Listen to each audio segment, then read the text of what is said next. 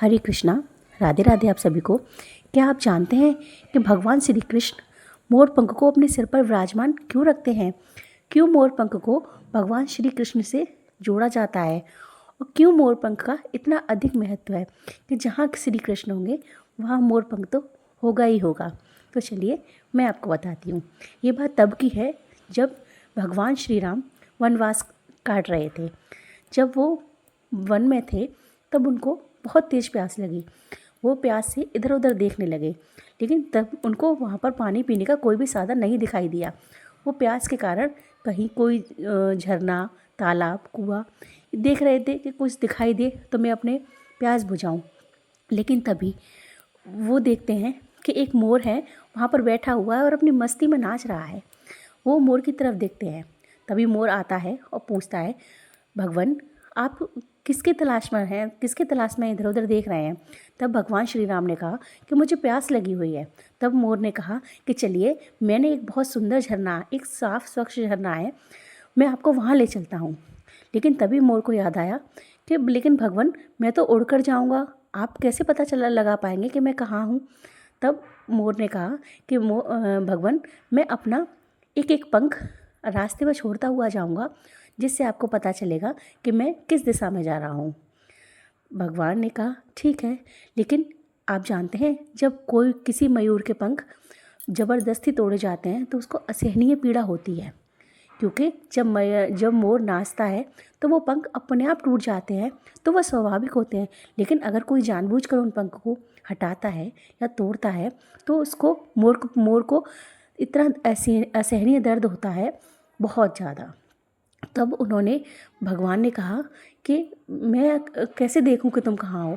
तो वो मोर उड़ता हुआ जा रहा था और अपना एक एक पंख तोड़ता हुआ इसलिए छोड़ता हुआ जा रहा था कि भगवान को पता चल सके कि मैं कहाँ हूँ। जब भगवान झरने के पास पहुँचे तो उन्होंने देखा कि वो जो मयूर था, वो मोर था, वो एकदम पंख तोड़ने के कारण वहाँ से उसके घाव हो गए थे, एकदम घायल अवस्था में था। तब भगवान ने कहा, नहीं मयूर, तुमको ये नहीं करना चाहिए था, और तुमने मेरे प्रति इतनी श्रद्धा और इतना मुझे अपना भाव दिखाया, मैं इसका तुमको परिणाम ज़रूर दूंगा। जो तुमने मेरे प्रति अपनी श्रद्धा भाव दिखाया है, तुमको इसका अब पुरस्कार अवश्य मिलेगा।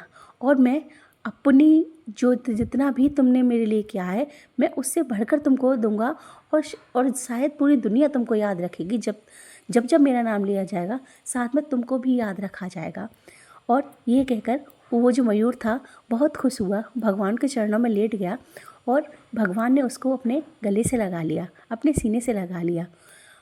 और तब जब भगवान ने कृष्ण के रूप में अवतार लिया, भगवान श्री कृष्ण के रूप में अवतार लिया, तो वही मोर पंख उनके सिर पर विराजमान है, क्योंकि वो उस मोर का कर्ज उतारना चाहते थे। क्योंकि उन्होंने कहा था कि मैं हमेशा तुमको अपने हृदय से लगा कर रखूँगा, हमेशा अपने पास रखूँगा। इसीलिए ये वही मोर पंख है जो कि भगवान कृष्ण हमेशा अपने साथ रखते हैं, अपने पास रखते हैं। और पता है, जहाँ कृष्ण होते हैं वहाँ मोर पंख होता ही होता है। अर्थात मोर पंख तो हमारे घर में रखना बहुत शुभ होता है, हमारे बच्चों के रूम में रखना बहुत शुभ होता है, तथा मोर पंख तो अपने आप में ही बहुत सुंदर है और हमको भगवान श्री कृष्ण की याद दिलाता है। इसलिए मोर पंख का ये रहस्य है भगवान श्री कृष्ण के पास। अगर आपको ये चीज़ नहीं पता थी तो मेरे चैनल पर ऐसी अच्छी जानकारियों के लिए मेरे चैनल को लाइक, सब्सक्राइब, कमेंट करिए। और भी जानकारियाँ आपको मैं देती रहूँगी। और पता है, आप हमको अगर कोई हम आपको जानकारी देते हैं तो हमको इसमें बहुत सारा समय लगता है। इसलिए आपका एक लाइक, एक सब्सक्राइब हमको बहुत सारी मोटिवेशन प्रदान करता है। तो राधे राधे आप सभी को।